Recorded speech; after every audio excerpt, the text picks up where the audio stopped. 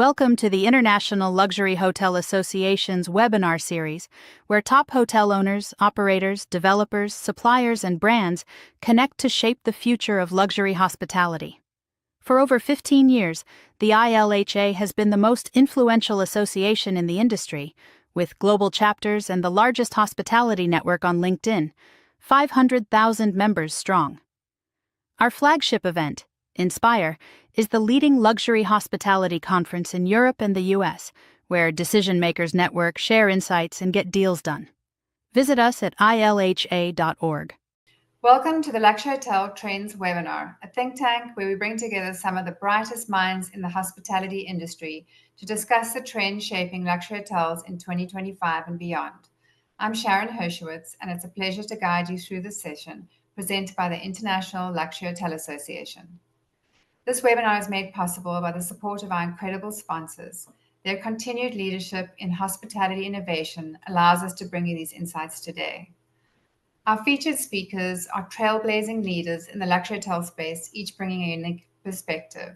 Longevity expert Dr. Isaac Jones, founder and CEO of Centagio Hotels, will discuss how longevity is transforming luxury hospitality and the economy around it. David Anderson, President EMEA for Aimbridge, will discuss third-party hotel management, investment, agility, and growth across Europe and the Middle East. Guest experience expert Susie Parks, Executive Vice President at CBRE, will explore crafting hyper-personalized and predictive guest journeys in a high-tech, high-touch world. Between our sessions, you'll hear from some of the industry's most innovative brands in hospitality, our valued sponsors, who are shaping service, technology, and guest experience. So let's begin.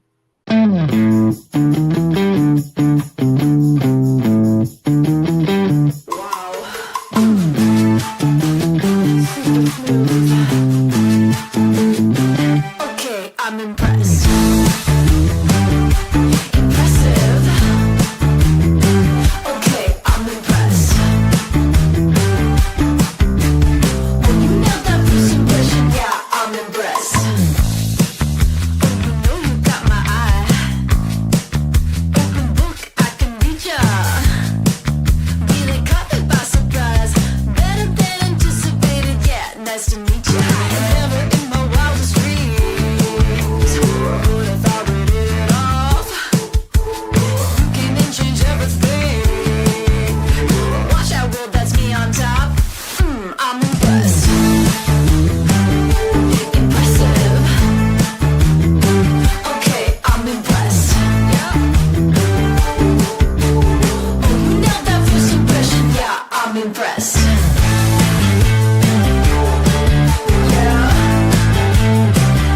You nailed it.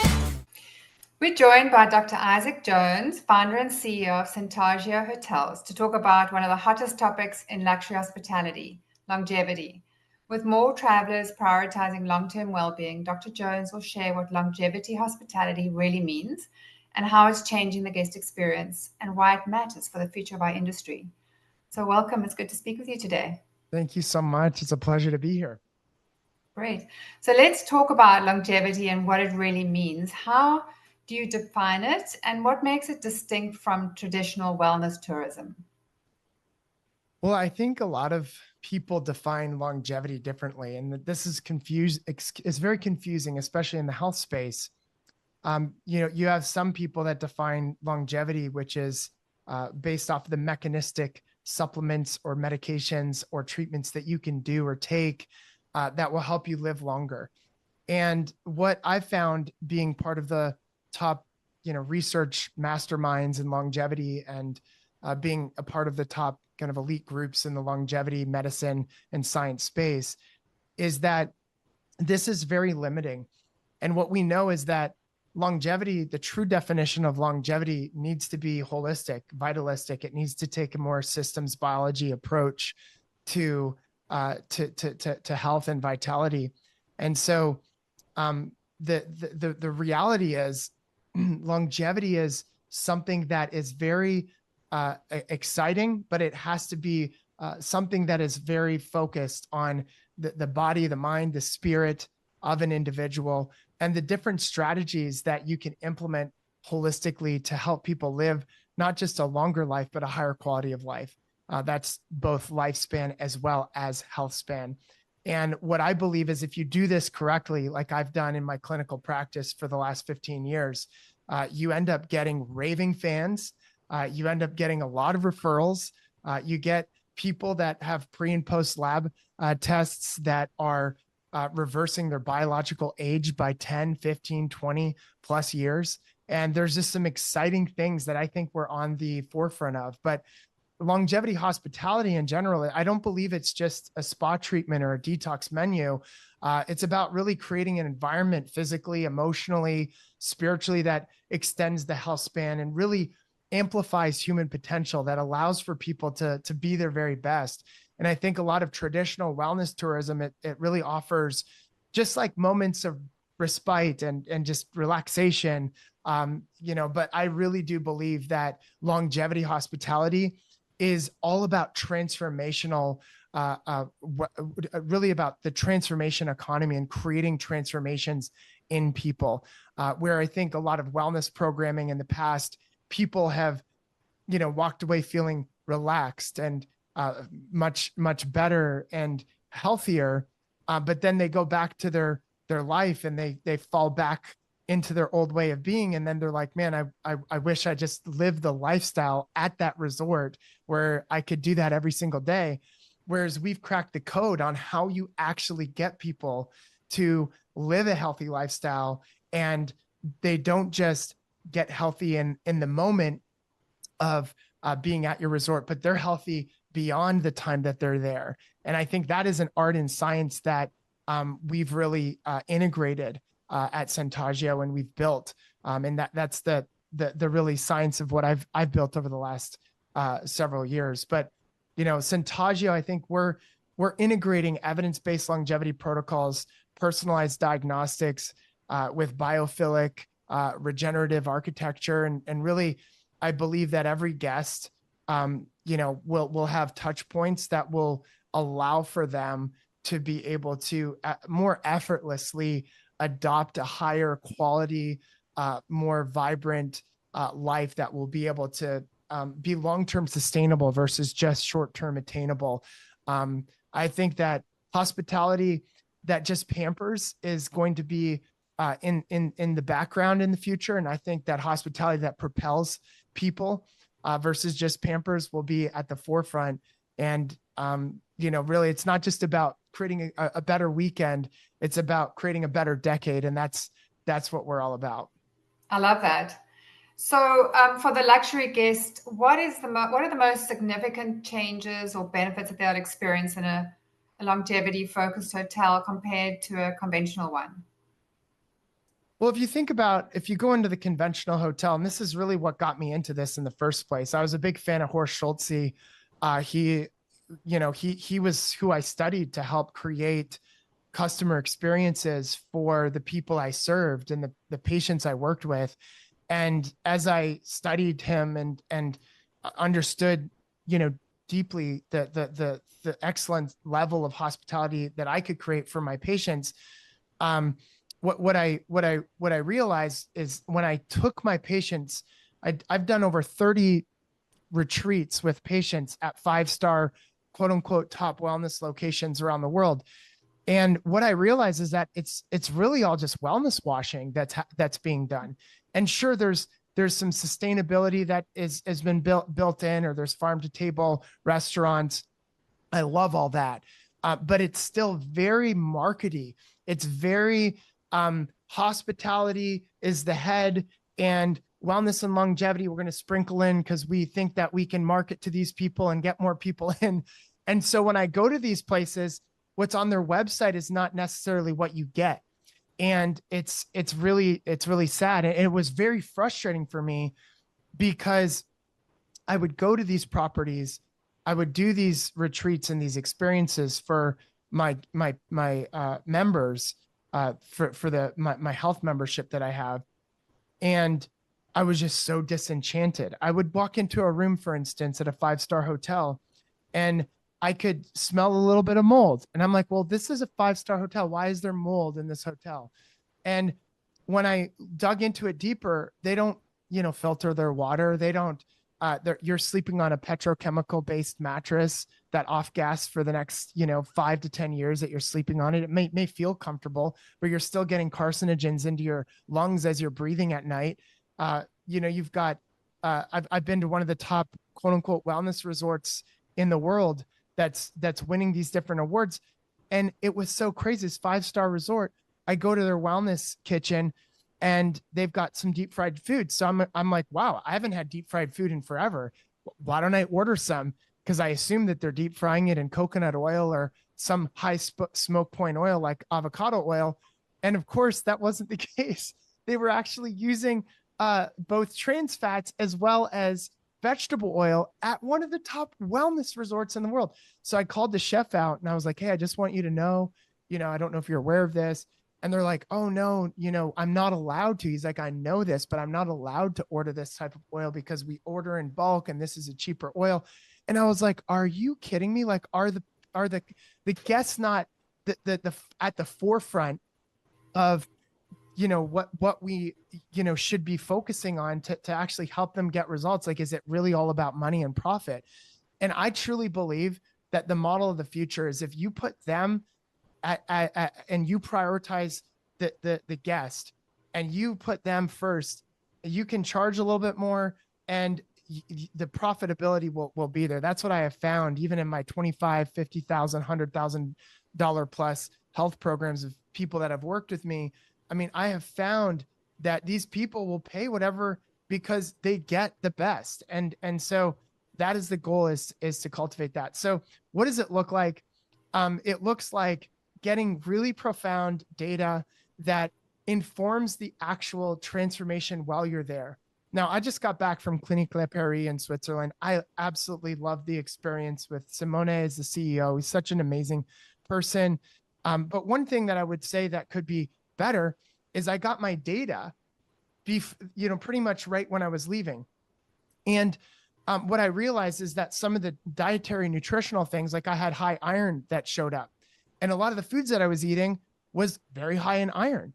And so what would have been better is if the data came in before I got there, or if I got some data and they were able to customize my nutrition specific to my blood.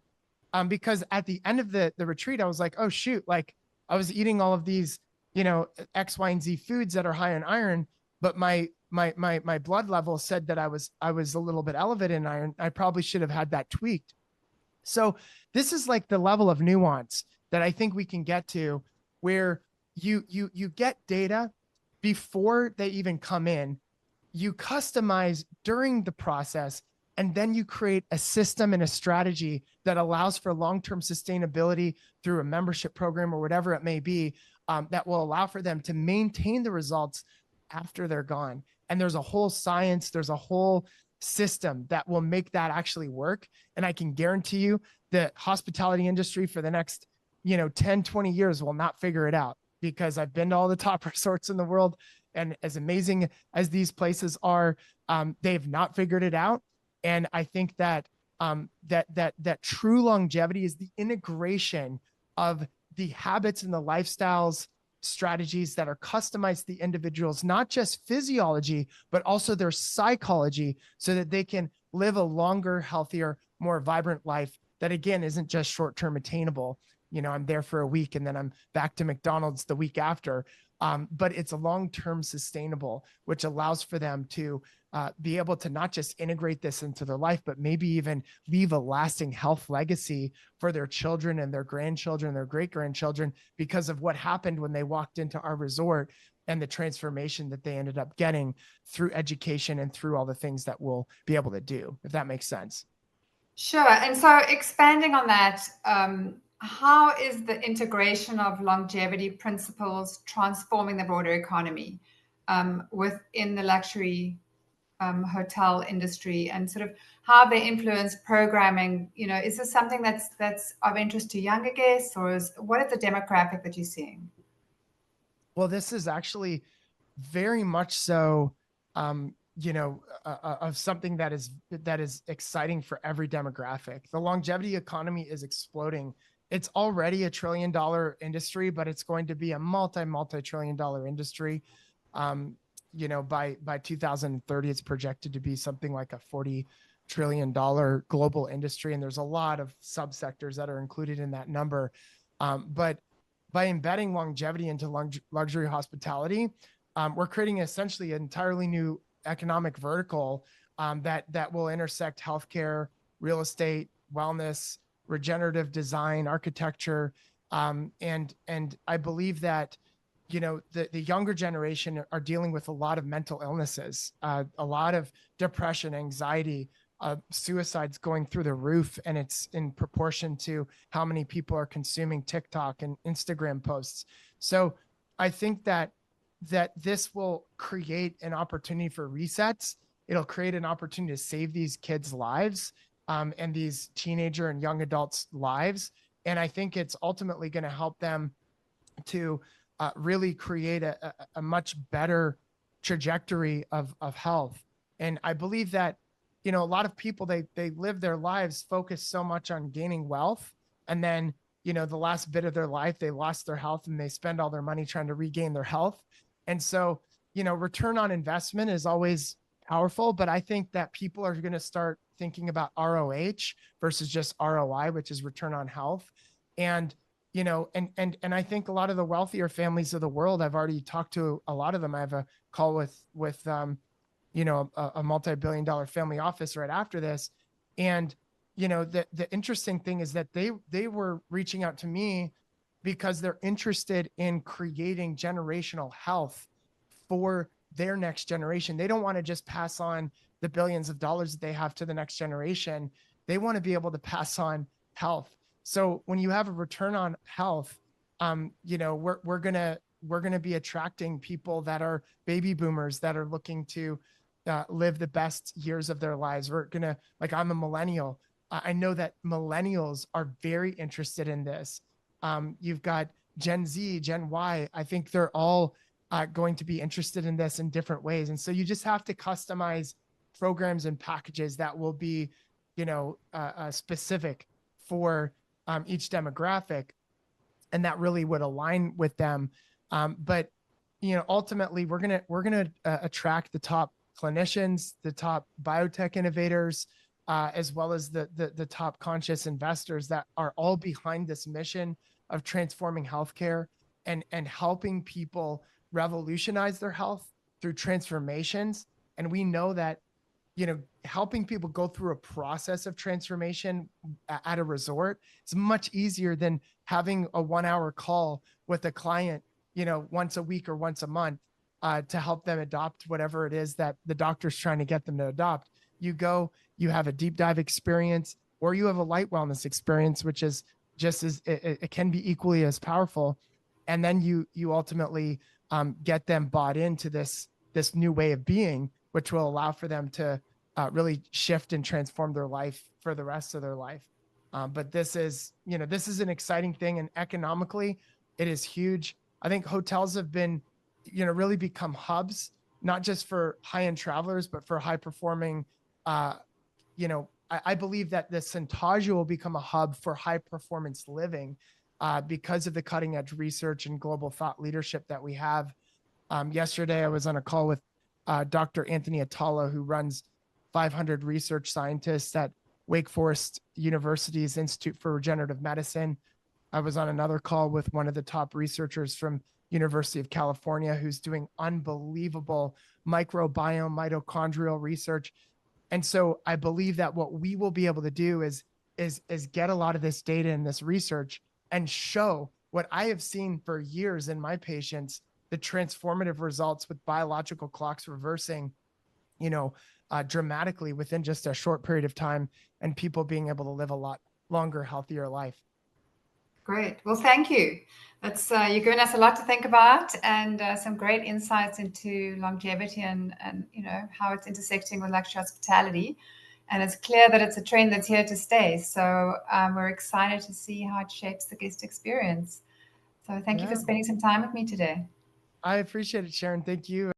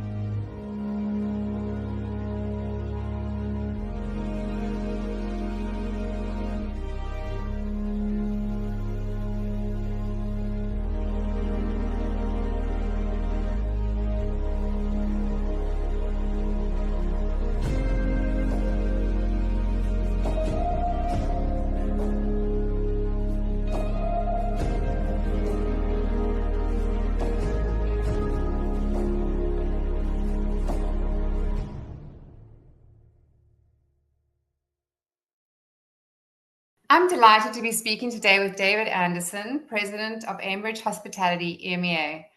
David leads the team responsible for a large portfolio of hotels across the UK, Ireland, continental Europe, and the CIS, helping owners drive strong returns and grow their businesses.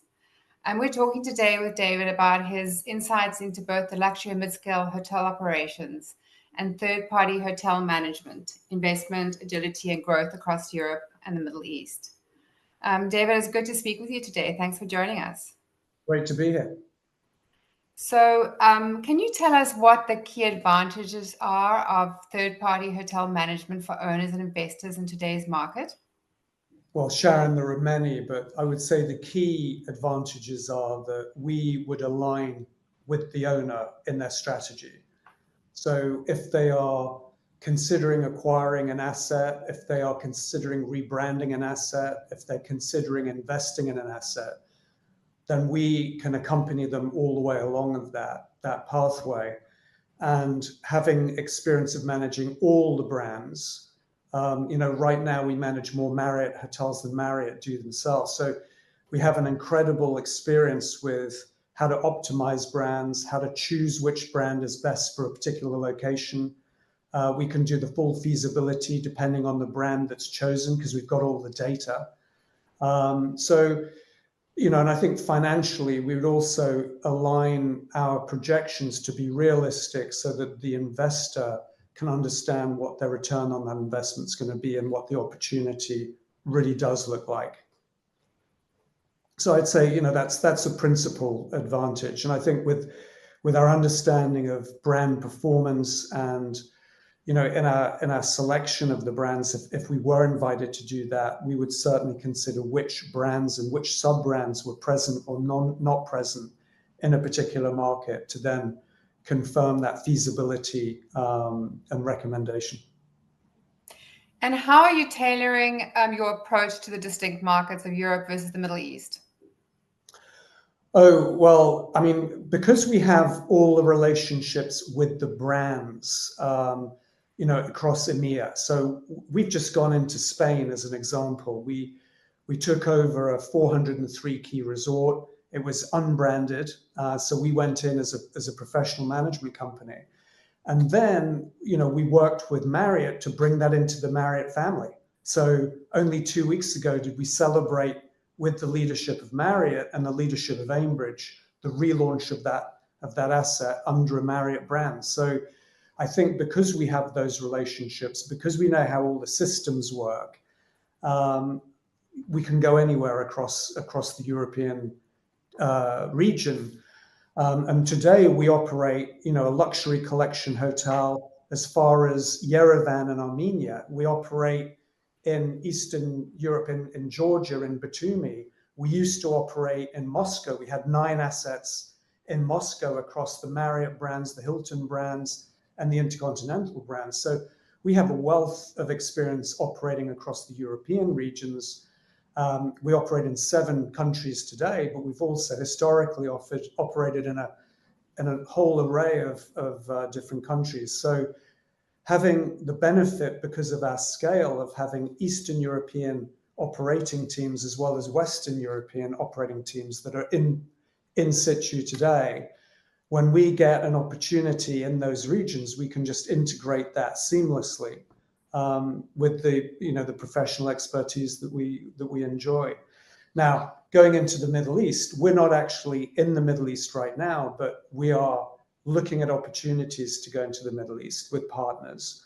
And again, we would leverage our relationships with the brands to be able to, transition assets very quickly as soon as we got in there. So I think it's our knowledge of brand, all the relationships we have. It's our knowledge about the expertise of the systems for those brands. We have in our own management company, we master sales and marketing, e-commerce, operations, finance, property, procurement, everything that we would need. We've got that in-house talent. So I would say no one in our market, in our business, in our segment is as well resourced as we are to go into the EMEA region, wherever it might be. Fantastic, and it's just talking about how important those relationships are with your property owners, and building that trust. So, how as far as you're talking about agility and achieving growth across multiple markets, how do you balance agility with consistency across properties? You mentioned, how important the relationship with our owners is. That's the owner we recognize as our primary customer. That's how we grow. That's who we serve, and that's who we partner with. And so, that relationship and us being able to allocate resources to ensure that that owner has satisfaction in the performance of their hotel is absolutely key to us. Now, when we look at how we develop the relationships with that owner to success, whether it be in the UK, whether it be in France, Spain, or the Middle East, the strength of the relationship, the strength of us demonstrating performance, superior performance on the top line, how well we manage the middle of the account, how we can ensure that the owner can meet their bank covenants, in a timely fashion, is incredible. That's the most important part of our business is relationships with our owners, and they need to look at us as, we'll tell them not just the good stuff, but also the stuff that needs addressing. And when we need renovations, or when we need additional food and beverage outlets, because there's an opportunity there, we'll build a project and report the return on investment throughout the life cycle of that project. And so, they get reassured that whatever we will come to the table with as an opportunity, they'll be able to believe that we can deliver the end result. And that's how we've grown across our region. And we have owners where we have multiple hotels. We have owners who are going into resorts now, which is a really interesting trend that's happened in the last, couple of years. Is, owners have typically looked at, we want a hotel that will operate 12 months a year, that will be in a business location and a city location. And in the last couple of years, we've really seen a change in that, opening up to what are the opportunities of resorts. And the property I referred to in Spain that we celebrated with Marriott only a couple of weeks ago, relaunching, that is a resort in the Mediterranean. And that's what we're seeing now, countries like Greece, like Italy, but more resorts rather than city hotels is something that, we've been able to embrace because of the experience that we have. And globally, we manage probably 30 resorts, in the Caribbean and Mexico and now in Europe. So we've got a wealth of experience, again, in the branded segment. Great. And what investment and management trends do you see shaping the next sort of 3 to 5 years in your regions? And what do you think are the biggest opportunities for owners? Well, it goes without question that first of all, we work with a plethora of owner types, whether it be private equity, high net worth individuals, pension funds, investment funds. And, there are investors who want a long hold. So they will look for a long-term stable asset that they think that they can get good returns year on year. And other owners will be looking at what value we can add to this asset, what brand we can put on it, which is going to drive performance, over the next 5 years. And then they'll be able to, recoup their investment with a 20% uplift or 50% uplift 5 years down the line. So depending on the owner, our agility to be able to, first of all, have the experience of working with all those owner types allows us to align with their strategy on that asset and make the right recommendations and, make sure we're totally aligned. And through monthly meetings, through quarterly meetings with those owners, we just check in and make sure that, everyone's happy and satisfied with the performance. Yes, and you see how important those relationships are across the full cycle. Well, thank you for joining me today. We're very excited to have you join us for the Prague conference at the end of the year. And thank you for your time. I appreciate it.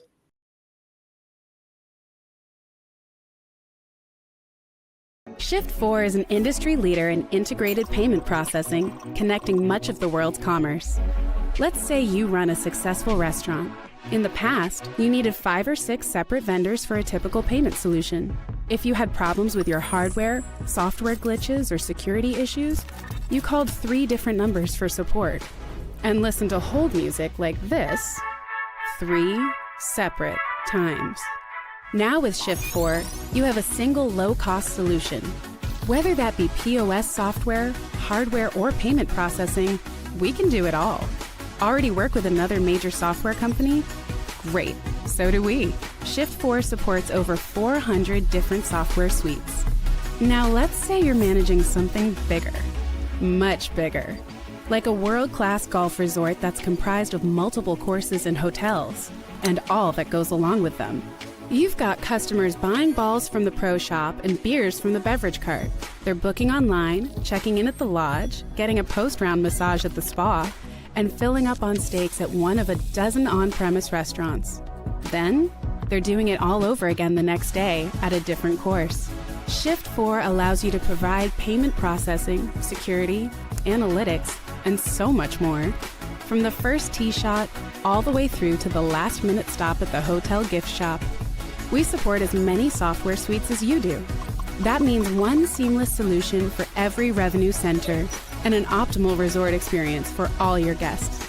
We bring the same approach to stadiums, arenas, theme parks, colleges, and more, streamlining commerce at complex operations to deliver a superior guest experience and simplify life for our customers. But we don't just service brick-and-mortar merchants. We power nonprofit organizations with robust fundraising capabilities, including the ability to accept cryptocurrency donations through the Giving Block. We also deliver a best-in-class e-commerce offering to online stores of all kinds with our Shift4 Shop solution and enterprise e-commerce capabilities.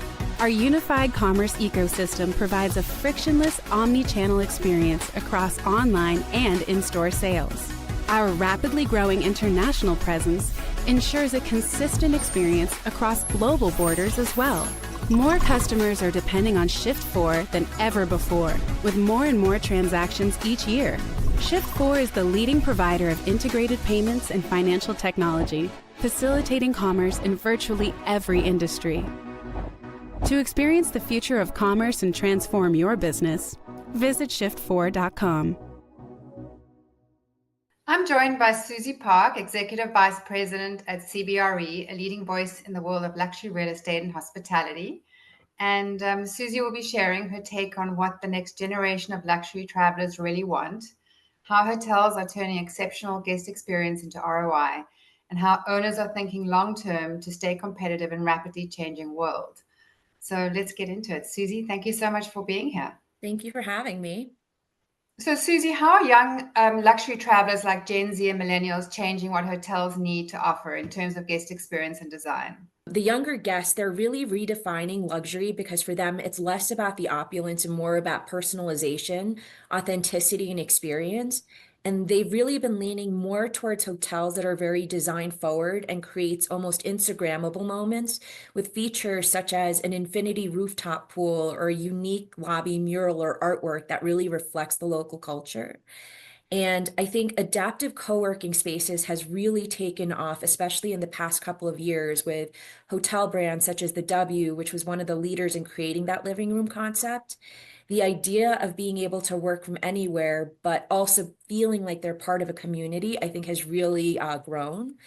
Also, I think technology has also improved because of the younger traveler, because they're much more tech savvy and looking for more seamless technology capabilities with things like keyless entry and even voice activated room controls. But I think the thing that really drives these younger travelers is the experiences. They really want curated local experiences, like mezcal tastings with a local distiller, or even like a guided street art tour. And you have partners or hotels that are partnering with local creators to kind of deliver these. And, a hotel such as the Banyan Tree in Valle de Guadalupe, which is basically built into a vineyard, actually gives, the experience of being able to live where the grapes grow and ultimately where they can actually drink the wine that's being grown on site is something that's really attractive for the younger guest. And so when hotels invest in guest experience, how can CBRE help them to analyze the return on investment? Like, are there specific initiatives that constantly perform well? What's working? So, great question. At CBRE, as you know, we have a plethora of data at our fingertips, whether it's historic P&Ls or other data that we have access to. And at CBRE, we use a combination of different benchmarking data as well as guest satisfaction data and financial modeling to assess a return on investment. I think initiatives such as an upgraded F&B concept really is something that we've seen that has proven to show a strong return, especially when partnering with a celebrity chef.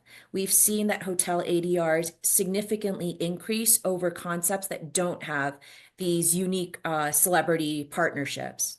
Wellness programming is also something that has also shown some strong returns, especially when it's something that's a little bit more enhanced than just your typical massage or facial.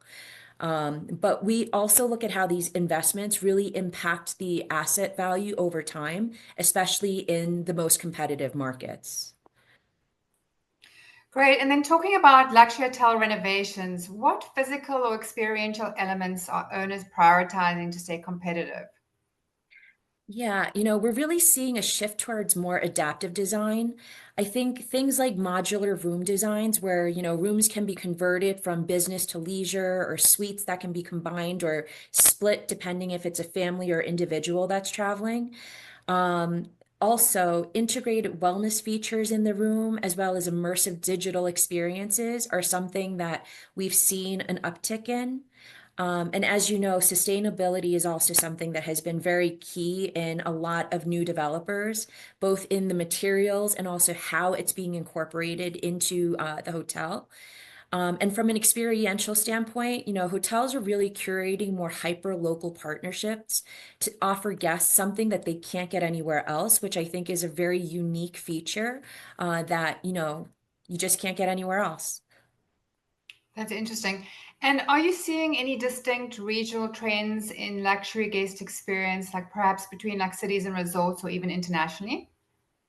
Yes, definitely. In urban markets, we're seeing a strong focus on more tech and design forward experiences. Whereas in more resort properties, we're seeing a focus more on nature, privacy, and wellness. We're also seeing a rise in regenerative travel, especially in places like Asia and Europe, where guests really want to leave a positive impact on the places that they visit. And I think understanding these nuances is really critical in kind of tailoring that guest journey for our guests. Thanks for joining us. And thanks for sharing such great insights on how guest expectations are changing and how hotels can tap into that to drive ROI and helping them stay competitive for the long run. So thank you. Thank you for having me.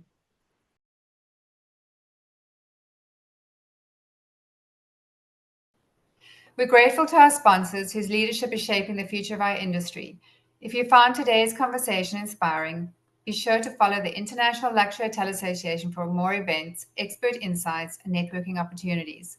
Thank you for joining us, and we look forward to welcoming you to our next event. Until then, stay inspired.